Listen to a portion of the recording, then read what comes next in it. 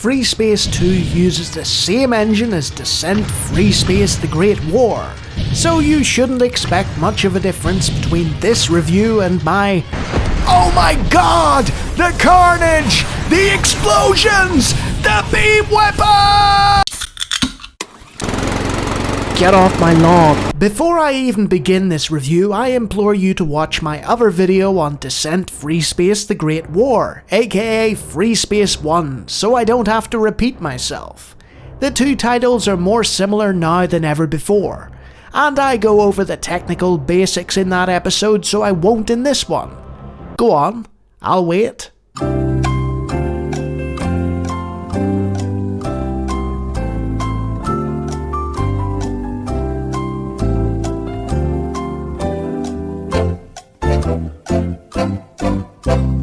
Okay, all caught up? There are generally three schools of thought regarding space combat sims. Those who claim that LucasArts did it best, and any one of their titles is the undisputed king of the genre because Star Wars! There are those who cling to the full-motion FMV glory that is the Wing Commander series in one form or another, and declare it the greatest space game ever seen, because Mark Hamill was in Star Wars! And then there's the Freespace crowd, who time has shown are most likely correct when they stake their claim to supporting the best of the bunch. Some of their cast was in Star Trek and Stargate, back when they were good. You'll note in that previous review you totally took the time to watch, I declared Freespace one of the best space sims of all time, as it literally has got better with age thanks to the open source engine and enormous community updates. Freespace 2 is better than that game in every way. I will maintain until my dying day that the plot and music of TIE Fighter are both superior and that its visuals are more iconic due to the Star Wars license. But even I have to admit that in every other category, Freespace 2 is by far the greatest space combat sim ever released. And it's not even close. It's mostly better than my favourite DOS game of all time, is enormous praise coming from the likes of me, as I've played a stupid amount of DOS games over the years. Freespace 2 picks up less than a year after the development of its predecessor, and 32 in-game years after the events of our triumphant romp through the Sheevan forces in the Great War. It turns out in our moment of victory we lost all the subspace nodes to the Sol system. You know, the one containing Earth? The solar system? This meant that with the Vasudans' home planet destroyed and ours inaccessible, the growing alliance between our two peoples continued to flourish. Not everyone appreciated this, and it caused a schism. It's your job to fix that by blowing things up. The subject of our first bit of attempted blowing up is a man called Bosch. Bosch isn't too keen on the idea of Vasudans and Terrans cooperating, and as a former veteran of the GTI rebellion covered in Freespace 1's Silent Threat expansion, he had access to a boatload of research about alien technology and the goodwill of a lot of the forces. It's rumoured you play as Bosch in Silent Threat, but that's unconfirmed. So this fella forms the Neo-Terran Front in a military coup and promises a new homeworld for the human race free from Vasudan influence. At least that's what he tells everyone. His actual plans are far more sinister and it's up to us to put a stop to it. Everything from the first title is here, but Volition upped their game considerably, having learnt from the effort put into their previous attempt at a space combat sim.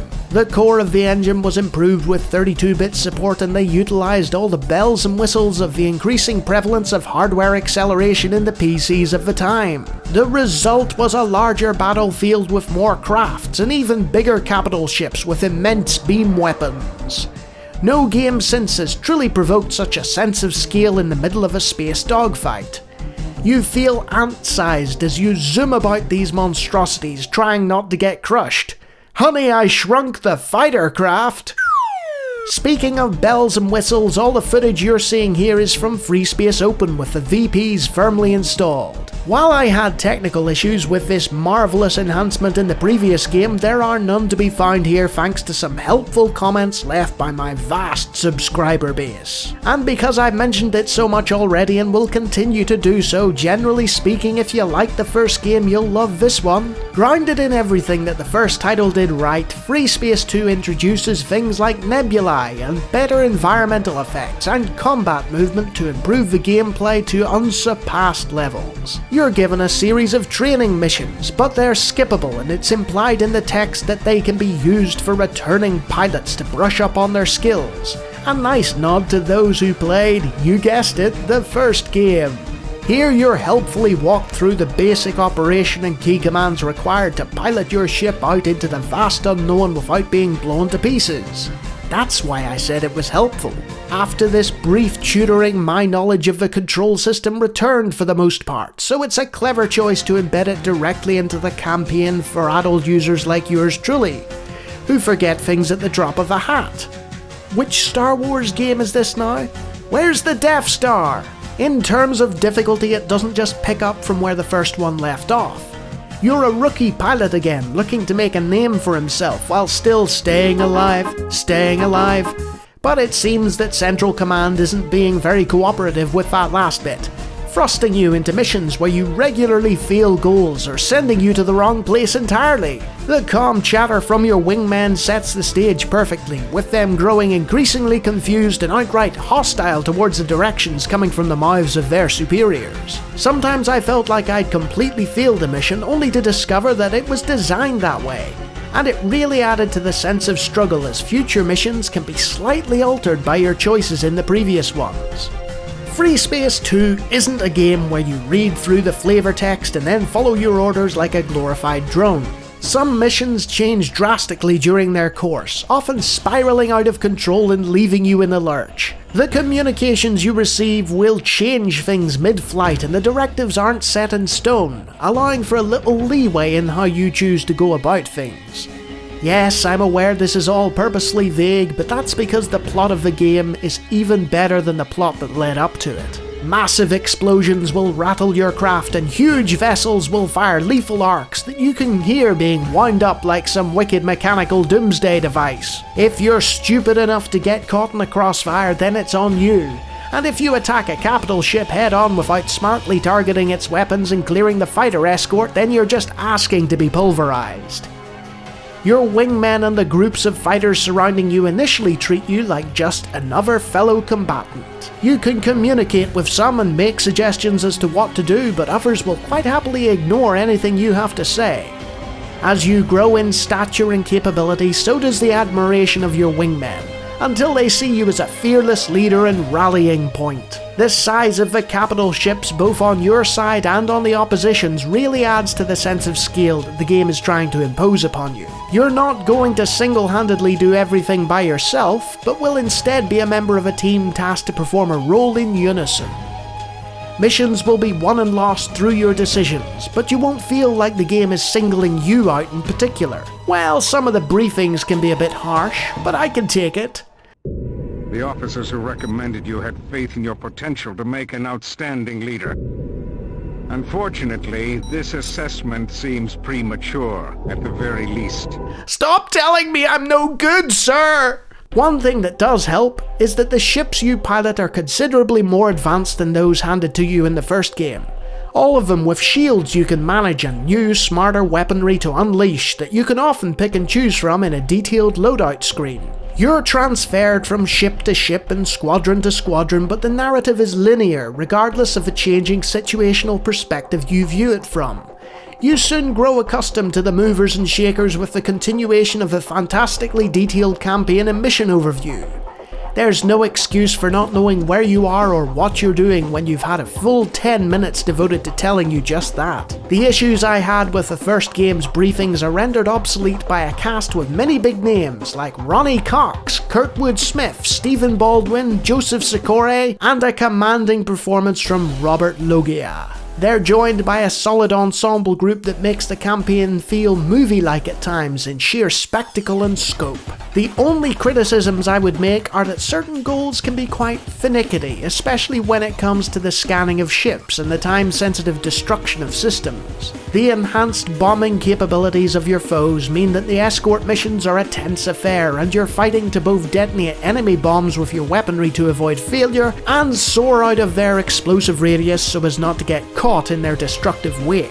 This becomes painful when defending 30-year-old relics of the Great War that need all the help they can get. There are also times I felt like I was playing an upgraded version of the first campaign, with the same goals I'd previously completed and no new alien species to contend with either. Oh, and this new ability to render nebulae, they use it a lot. There are far less open space missions than in other space shooters, and the limited visibility and sensor range can be an absolute pain at times. But you can't blame them for flaunting what they've got. With only 35 missions in total, there's a lot less game time than its chief competitor. And here's the mandatory image of TIE Fighter with its ludicrous mission count. Lastly, while the music is a step up from the previous title, there are still jarring moments when things didn't loop right and took me out of the moment when compared to the iMuse system. The Neo-Terran front aren't the only problem you have to deal with, and old enemies appear with even more powerful technology that you just can't keep up with. For every victory that Command boasts of, you just know that something cataclysmic is around the corner with little respite. There are also a series of covert missions you can choose to undertake at your discretion.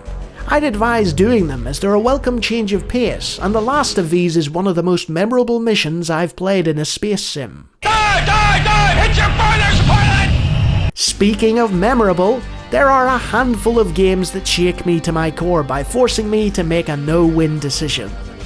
This happens twice in Freespace 2, and I stand by my choices, even if Command didn't. So in conclusion, Freespace 2 is a wonderful game, and this was acknowledged by the gaming world when... What's that? Well, it's the sad epitaph to this great series, that's what. Literally at the hands of gamers as well, if the speculation of a Volition producer is to be believed. This is a video of me last year grasping an antiquated device called a joystick. Joysticks are like large thumbsticks with buttons and a trigger attached to them. You might occasionally see them in videos of people who are really into their flight simulators. Back in the day, joysticks were commonplace. But with the increasing popularity of arena shooters and other multiplayer games that no longer used the joystick, they slowly fell out of fashion around the time Freespace 2 appeared. Whatever the reason, despite critical acclaim, the title sold a paltry 26,000 units in 3 months, and the series was cancelled after Volition was acquired by THQ. Its main competitor X-Wing Alliance sold 143,000 copies over the course of 10 months and was also the last title in its series. With no Wing Commander in sight due to cancelled projects and diminishing financial returns, the end of all 3 franchises within the space of a year also signalled the end of the genre as we knew it in the mainstream gaming world. Fortunately, due to being unable to continue the series post-acquisition, the source code for the game engine was released with almost no limitations under a non-commercial license. The source code project was founded shortly after, and over the past 18 years working in tandem with other teams, it has completely revitalized the series. In addition to offering multiple other games for free in the same engine, there are a number of projects whose lofty goals were to develop a sequel to Freespace 2, and they did a great job. You could spend years trying to play all the various spin-offs from this act of generosity. The sheer lack of spiritual successors in the form of space dogfighters nowadays is what makes the Freespace Open team and the source code project so important. The Freespace series has made its way onto digital distribution platforms, so finding the commercial code to shunt into the open engine is easy. While it was a critical hit but a commercial failure, the legacy of Freespace as a series is eternal, and to this day it remains the best space combat simulator ever. At least until a TFVM version of TIE Fighter. Did I mention TIE Fighter? Okay, I'll stop. If you're sick of me talking about TIE Fighter, then there's only one thing left for you to do. No, not unsubscribe. Get off my lawn!